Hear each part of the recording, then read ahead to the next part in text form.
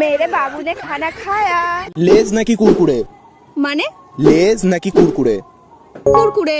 Normally কয় packet খেতে পারো? 5-6 প্যাকেট তো খেয়েই ফেলি। 5-6 প্যাকেট নরমালি? হ্যাঁ।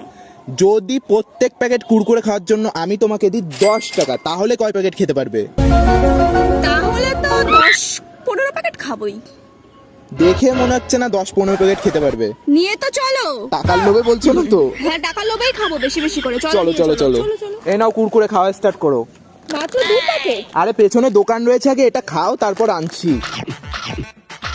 গাইজ এক প্যাকেট খেতেই এত টাইম লাগাচ্ছে, বলছে নাকি আরো 10 প্যাকেট খাবে।